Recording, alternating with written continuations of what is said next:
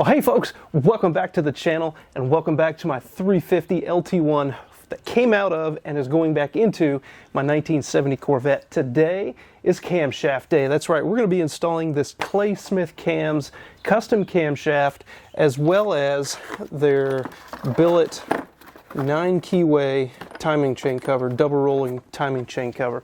But I just wanted to go over the specs on this camshaft because this camshaft is special. Yes, it is a custom ground camshaft by Clay Smith, but what makes it special is that Clay Smith Cams took the time to grind this camshaft, not specifically for me, but specifically for cars that have vacuum operated systems, like our C3 Corvettes. So let's take a look at some of these specs on this camshaft.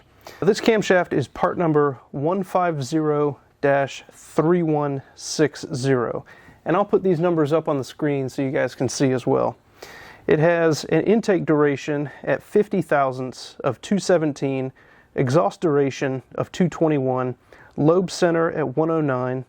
It has a valve lift of 505 thousandths on the intake and 510 on the exhaust based on a 1.5 rocker ratio. Now they recommend to set the springs up at 155 to 165 pounds of seat pressure. And the heads that we're going with on this cam are AFR Eliminator Series 180cc street heads. And when I ordered those heads, they upgraded the springs, or I had them upgrade the springs to the stiffer 155-pound pack racing springs. So the springs on the head are going to match the camshaft, which is a a hydraulic roller cam that we're going to be installing some Johnson hydraulic roller lifters on. So with that, let's get this camshaft installed and I'll show you how I do it. Alright, let's take a look. This isn't really an unboxing video, but let's unbox this camshaft and take a look at it. So here is our custom ground hydraulic roller camshaft by Clay Smith. Now, I didn't notice this, or I didn't even know they were doing this until I took the cam out. But if you can see, hopefully you can see, they have laser engraved my name on the end of this camshaft. I think that is just a really awesome touch. So there's the grind number, HR6874-9-CSR. Hopefully you can see that. And just a quick look at this camshaft. Really nice looking camshaft. So this is going to be certainly an upgrade, not only in the sense that we're converting this block over to a full roller setup, hydraulic roller lifter setup, but this is going to give us certainly more lift on exhaust and intake. And I'm really excited to hear what this thing sounds like. It's not going to be super choppy, but it is going to be, I think, just perfect for what we're trying to do with this engine. Alright, so first things first, if you haven't done so already, and our machine shop did this for us, again, shout out to Boyette Automotive Performance in Raleigh, North Carolina. They took care of this entire block, cleaned it up, put all new bearings, piston rings, everything else, including camshaft bearings. So to get started, I'm going to be using just some CRC engine assembly lube, and then also, hopefully this works, I do not have one of those fancy camshaft installation tools, so I'm just going to use an extra bolt that I have laying around just to give me a little more leverage. That should do the trick. So we are going to apply a liberal amount of this assembly lube to every part of the camshaft as we're putting it in. That way we have really good wear resistance when we get this bad boy started up for the first time, which may not be for another few weeks, a month, who knows. But we'll go ahead and get this thing coated in assembly lube. Now, the only trick that I have read about for installing cams is just take your time. So let's go ahead and get this guy installed here. We don't want to nick or damage those brand new cam bearings that the machine shop put in there for us. And I'm just going to make sure we've got plenty of assembly lube on all these bearing surfaces, as well as the wear surfaces for the lifters themselves.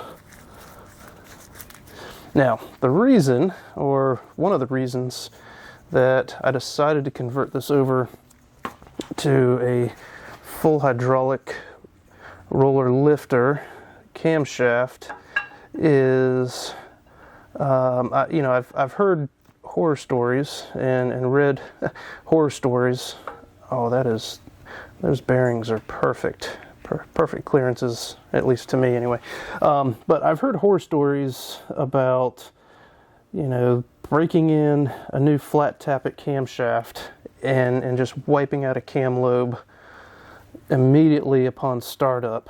And, going through all this effort, time, and money to put together and build an engine, I didn't want to take that risk. Plus, the hydraulic roller lifters, as I understand it, should be more efficient and give us better performance. So for those reasons, that's why I decided to go with the hydraulic roller lifter. And then I spent some time, as most of you probably do, researching all of the parts and pieces that you're going to use to build your engine with.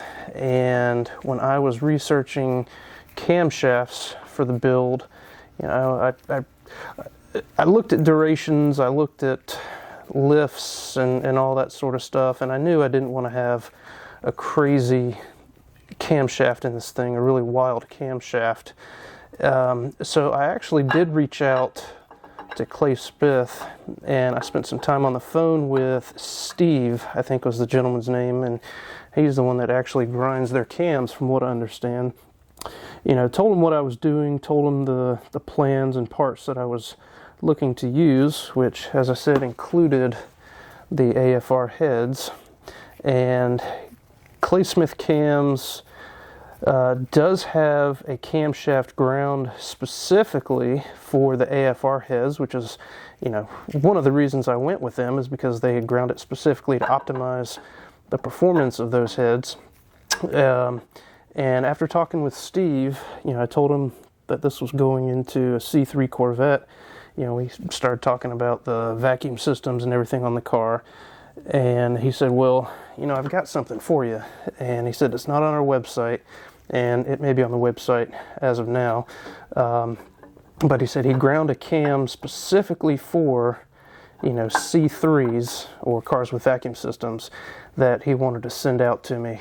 And so this is the camshaft that they ground for cars with vacuum operated systems. So just like that, we've got the camshaft installed, and that was just about as easy as it can be. Now, because this is a retrofit, we are going to have to use a cam button, and we will go over that in another video. But now I think we just need to get the timing chain set put on this thing. So let's go ahead and do that. All right, now the next thing we're going to put on is a Clay Smith Cam double roller timing chain. They call it a power roller timing set. And for small block Chevy, the part number is 8300-9. This is a true roller timing set, and if I'm not mistaken, stamp right here, made in the USA. So I'm trying to keep that theme throughout the whole build, just using made in USA parts as best I can. So again, this is a true double roller timing chain, and what I really like about this, not that I'm going to use it per se because I'm not racing and I don't have to dial everything into the nth degree, but this is a 9-way keyway, so you can install this straight up, or you can retard or advance the timing up to 8 degrees with their 9-way keyway. So really great, really gives you a lot of adjustability and flexibility, you know, depending on how you want to dial in your cam timing. Now with this, I am not going to torque these bolts down yet because we still have to degree in the cam, and also why I'm also not torquing these bolts down yet is because we're going to have to install a timing chain or a cam button because we're going with the full roller setup.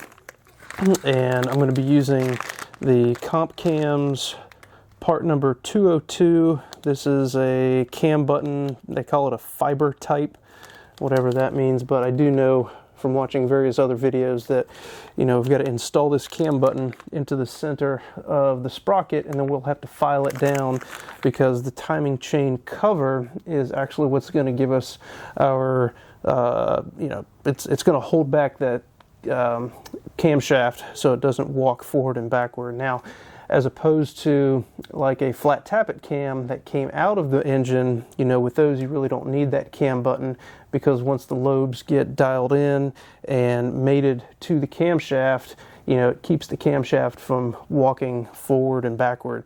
But with the roller cams or the roller lifters that we're going to have on this, we don't have that to keep this camshaft from walking forward and backward. So that's why you need the cam button. And then also I'm going to be using this cam button retainer plate by Summit. Their part number is G1792, just a cam locking plate that goes on over top. But to get this thing installed, so we've already got, now your positions are generally going to be, you've got this alignment dowel on the camshaft, so that's going to go to about the 3 o'clock position, and then the keyways on your crankshaft are going to go to about the 1 or 2 o'clock position. Yeah, I don't know if you can see, but we've got cylinder number 1 roughly at TDC, and we'll get that dialed in with the degree wheel that we'll save for the next video. But again, if we need to make any adjustments to that degree wheel, you know, we've got this 9-way keyway to do just that. But for the time being, I'm going to go ahead and install this thing straight up, you know, so the dots, you know, dot to dot, basically. Get that in there. And again, for this initial install, I am not going to do, or not going to use any Loctite on these bolts, because as I said, we're probably going to have to take them off once or twice when we do the cam timing adjustments. So it is basically going to look just like that. We're going to get the dots lined up, and that looks about where we need to be. So let me figure out how I'm going to tap this on, and then we'll be right back.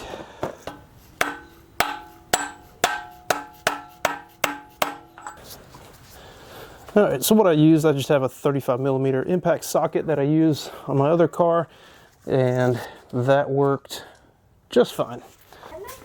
Alright, so I got you guys here zoomed in a little bit closer. Now we can really see what we're doing, and hopefully I'll get you guys zoomed in even more here. Alright, so we've got, now, one thing I'll point out on these sprockets here, crankshaft sprockets, you'll notice that the timing mark, there are 2 timing marks basically. One, you've got the dot right at the tooth side, and then you also have it, you know, right at kind of the inner diameter of that. So you want to make sure you get the keyway of your crankshaft lined up with the correct number on the inner part of the sprocket, and then your timing dot where you line up with the camshaft sprocket will be pointing straight up. So I just wanted to make sure you guys saw that. Now this is the part you just want to make sure you be patient with, because you definitely want to make sure you get your timing marks lined up correctly.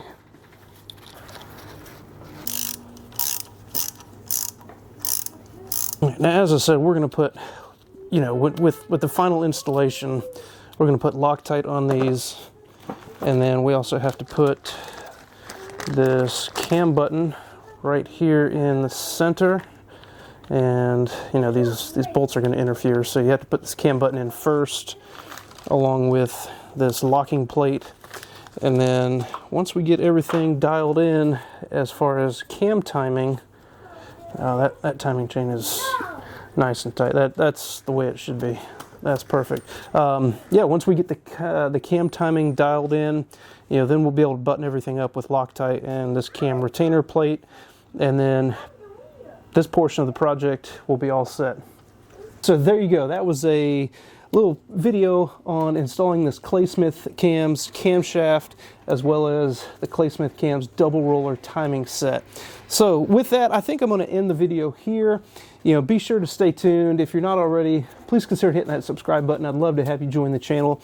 Next video, we're going to be working on degreeing in this camshaft so we know where that center line is of the camshaft, so we are getting optimal performance from the camshaft itself. Now, with that, thank you guys for stopping by the channel, and I look forward to seeing you on the next one.